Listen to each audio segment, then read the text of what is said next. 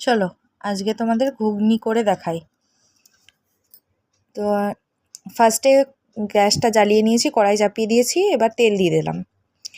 এবার তেলটা একটু গরম হোক, গরম হওয়ার পর এতে দিয়ে দেব 5 ফোড়ন।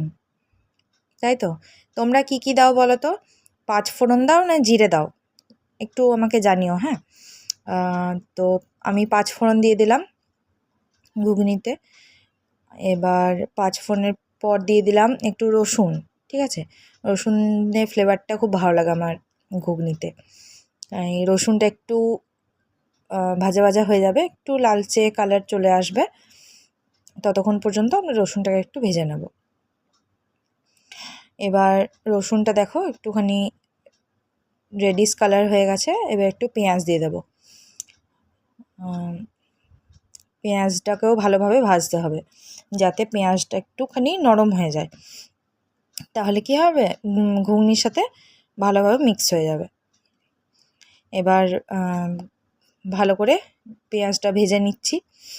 ভালো করে নাড়তে হবে যাতে পেঁয়াজটা পুড়ে না যায়, কারণ আমি একটু কম তেলে রান্না করার চেষ্টাটা করি, জানি না কতদূর হয়, কিন্তু কম তেলে রান্না করাটাই ভালো। এরপর আমি মশলা দিয়ে দেবো। মশলার মধ্যে এখানে আছে আদা, জিরে, ধনিয়া আর মৌরি, গোটা মৌরি, এগুলো সব, আর 2টো শুকনো লঙ্কা দিয়েছিলাম আমি ঝালের জন্য, এগুলো একসাথে পেস্ট করে নিয়েছিলাম। আর দিয়ে দেবো একটু কাশ্মীরি লঙ্কার গুঁড়ো, তাহলে কালারটাও ভালো আসবে। দেখো একটু জল দিয়ে দিচ্ছি, না হলে তো মশলাটা ধরে যাবে। একটু জল দিয়ে দিলাম যাতে মশলাটা ভালোভাবে মিক্স হয়ে যায় সবগুলো একসাথে। ভালো করে নাড়াতে হবে, কারণ কম তেলে রান্না করলে একটু নাড়াতে ধৈর্য ধরে কষতে হবে জিনিসটাকে, না হলে টেস্টটা ঠিক আসবে না। এরপর মশলাটা হোক, একটু জলটা মরে যাক, একটু মিট মশলা দিয়ে দিলাম। আর মটর আর আলুটাকে আমি আগে থেকে সেদ্ধ করে রেখে দিয়েছি। একটু নুন দিয়েছিলাম মটর আলুতে, নুন আর হলুদ দিয়ে সেদ্ধ করে রেখে দিয়েছিলাম।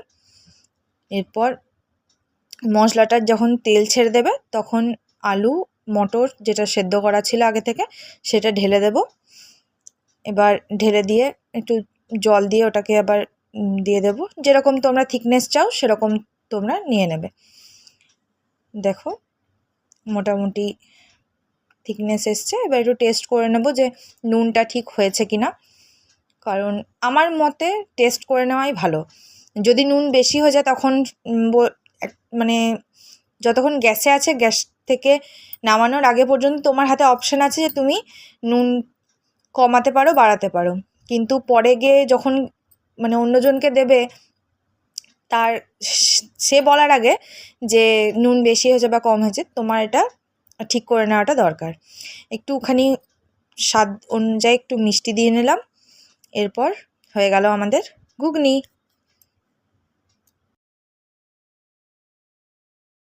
নমস্কার, আমি পল্লবী। বাবানের জন্য চ্যানেলের আমার একটু ছোট্ট প্রচেষ্টা, দেখি কতদূর ভিডিও বানাতে পারি কিনা। বাবান আমার বিয়ে হওয়ার 7 বছর পর আমি বাবানকে পাই। হ্যাঁ, প্রচুর জটিলতা ছিল আমার প্রেগনেন্সি জার্নি, পরে আমি একদিন শেয়ার করব। তো বাবান আমার ফার্স্ট চাইল্ড নয়, লুসি একজন 4 পেয়েও আমার ফার্স্ট চাইল্ড। ঠিক আছে, আমি তাকে জন্ম দিইনি, কিন্তু ও ফার্স্ট আমাকে মাতৃত্বটা বোঝায় যে একজন মা তার সন্তানের জন্য কী কী করতে পারে। কিন্তু আমার একটাই দুঃখ যে আমি লুসিকে শেষ পর্যন্ত আমি ঠিক করতে পারলাম না। চেষ্টা করেছিলাম, চেষ্টা করিনি বলা ভুল, প্রচুর চেষ্টা করেছি, কিন্তু পারিনি। ওর আমার কাছ থেকে ওকে, আমার বাবান আসার 4 দিনের দিন ও আমার লাইফ থেকে চলে গেল। চার্লি 777 মুভিটা সবাই আশা করি দেখেছেন।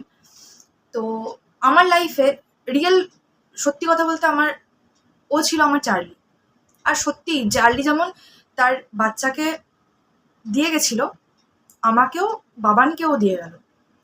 কারণ বাবান যেই আমি মানে বাবান হলো 26শে জানুয়ারি, আর ও আমি বাড়ি এলাম নার্সিংহোম থেকে বাড়ি এলাম 29 তারিখ। 30 তারিখ লুসি চলে গেল। তার ভাইকে দেখার জন্য সে মানে তার শেষ প্রাণটুকু সে তার ছিল এটা দেখার জন্য যে সে ভাইকে দেখবে। দেখলো, তখন আর কোনো ভাষা ছিল না তার মধ্যে। ভাষা আমি খুঁজে পাইনি সত্যি কথা বলতে। কারণ ও আমাকে, ওরা তো কথা বলতে পারে না, কিন্তু ও যে চোখের ভাষা দিয়ে আমাকে বোঝাতো সব কিছু। আমি যেদিন নার্সিংহোম থেকে আসি সেদিন আর ওর চোখে কোনো ভাষা আমি খুঁজে পাইনি। হয়তো এটাই নিয়তি ছিল। আজকে 6 মাস হয়ে গেল লুসি আমার কাছে নেই। বাবান যদি আমাদের লাইফে না আসতো আমরা কি করতাম আমরা জানি না। কারণ ওর আমাদের সবটা জুড়ে ও ছিল, সবটা জুড়ে। মানে ওকে ছাড়া কি করে থাকবো আমরা কোনোদিন ভাবিও নি। খুব কষ্ট হয় মাঝে মাঝে ওর ছবিগুলো যখন দেখি, প্রচণ্ড কষ্ট হয়। কি করব, হয়তো ও অন্য কোথাও জন্ম নিয়েছে, ভালো আছে। আমি চাই আমি মা হিসাবে চাই যেন ও সবসময় যেখানেই জন্ম নিক, ভালো ঘরে জন্ম নিক, ভালোভাবে থাকুক। আমি এটুকুই চাই।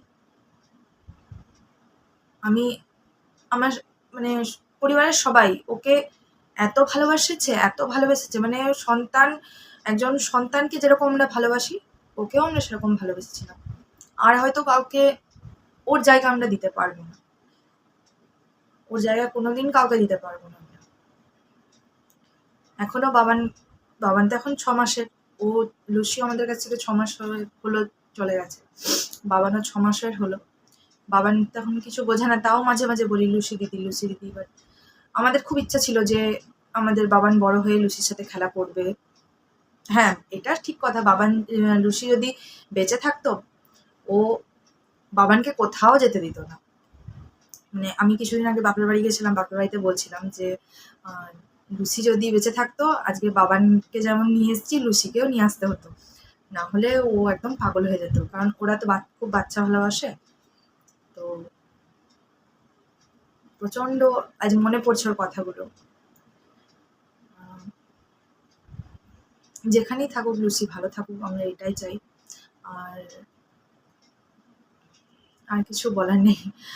বলার তো অনেক কিছু আছে লুসিকে নিয়ে, কিন্তু ভাষা হারিয়ে ফেলছি। কি বলবো বুঝতে পারছি না।